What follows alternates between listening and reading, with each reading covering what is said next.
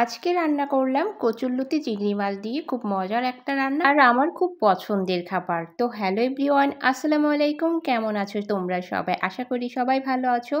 তো গত ভিডিওতে দেখিয়েছিলাম যে কচুরলতি হচ্ছে আমার মায়ের বাড়ি থেকে নিয়ে এসেছি। তো সেটা হচ্ছে আজকে রান্না করব, তো সেটাই তোমাদের সঙ্গে শেয়ার করছি।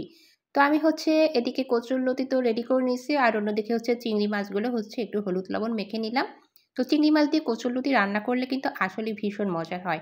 মানে আমার কাছে তো খুবই ভালো লাগে। আর সেই সঙ্গে যদি একটু নারকেল দেওয়া যায় তাহলে আরও বেশি মজার হয়।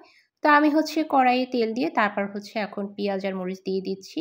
তো যাই হোক, পছন্দের খাবারটা রান্না করতে কিন্তু বেশ আগ্রহ লাগে। আর কচুরলতিটা আসলে অনেকদিন পর পর রান্না করা হয়। যেহেতু সবসময় এটা আসলে বাজারে যে প্রতিদিনই যে পাওয়া যায় এরকমটা না, মাঝে মধ্যে যখন ওঠে তো অনেকদিন পর পর আর কি কিনে আনা হয়।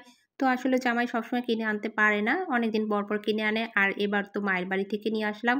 তো যেহেতু পছন্দের রান্না, পছন্দের খাবার, এজন্য তো খুব আগ্রহ লাগবেই। আর অনেকদিন পর পর খেলে আসলেও না সেই খাবারটা আসলে খাওয়ার আগ্রহ থাকে বেশি, মানে অনেক মজা লাগে আর কি। তো যাই হোক, কথা বলতে বলতে আমি হচ্ছে মশলাগুলো কিন্তু একে একে দিয়ে দিচ্ছি। পেঁয়াজ মরিচ তো দিলাম, আর তারপরে হলুদ গুঁড়া আর ধনিয়া গুঁড়াটা দিলাম। মরিচ, লাল মরিচের গুঁড়াটাও দিয়ে দিলাম। আর সেই সঙ্গে হচ্ছে লবণ তো দিতেই হবে। তো এরপরে হচ্ছে আমি একটু পানিটা দিয়ে নিলাম। যেহেতু ধরে যেতে পারে, একটু পানি না দিলেই নয়। এ কারণে একটু দিয়ে নিলাম। আর এখন হচ্ছে আমি কিন্তু নারকেল বাটাটা দিলাম। তো এর সঙ্গে তো আদা রসুন আছে, সেটাও তো দিয়ে দেওয়া হয়েছে। আর এখন একটু ভালো করে একটু মশলাটা কষিয়ে নেব। আসলে রান্না তো সবাই জানে, আমিও জানি, তোমরাও সবাই জানো। যে যার মতো করে পছন্দ মতো রান্না করে। তো মশলাটা একটু কষিয়ে নিয়েছি। এই যে নারকেলটা দেওয়া হচ্ছে কিন্তু মানে বেশ একটা ঘ্রাণ কিন্তু বের হচ্ছে যেহেতু নারকেল দিছি। তো এখন হচ্ছে চিংড়ি মাছগুলো দিয়ে দিচ্ছি। আর চিংড়ি মাছটা দেওয়ার পরে এত সুন্দর একটা মানে মাছের যে ঘ্রাণটা বের হয়, তো আসলে কি বলবো। আসলে এর সঙ্গে যেহেতু নারকেল দেওয়া আছে এই জন্য কিন্তু এর স্বাদটা আরও দ্বিগুণ বেড়ে যায়। অনেকে হয়তো নারকেলটা পছন্দ নাও করতে পারে, কিন্তু আমার কাছে কেন যেন নারকেলটা ভালো লাগে। আমি নারকেলটা একটু বেটে দিছি। আর এখন হচ্ছে কচুরলতিগুলো একে একে দিয়ে দিচ্ছি। কচুরলতি কিন্তু এখানে বেশ অনেকগুলোই আছে আর কি। আসলে কচুরলতি মানে যতগুলো এনেছি বা যতগুলো দিয়েছি আমি সবগুলোই হচ্ছে আজকে রান্না করলাম একটু বেশি করে। মানে ওই যে পছন্দের খাবার, তো এজন্য একটু বেশি করে রান্না করলাম ভাবলাম।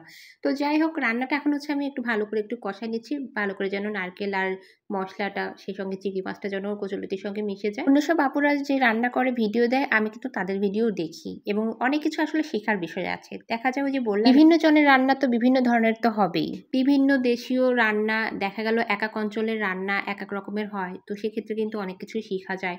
বিভিন্ন পিঠা। তো যাই হোক, আসলে শেখার কোনো শেষ নেই। তো নারকেলের খাবারটা আমার কাছে বরাবরই খুব ভালো লাগে। এছাড়া নারকেলের যেকোনো পিঠাটাই আমার কাছে খুবই ভালো লাগে।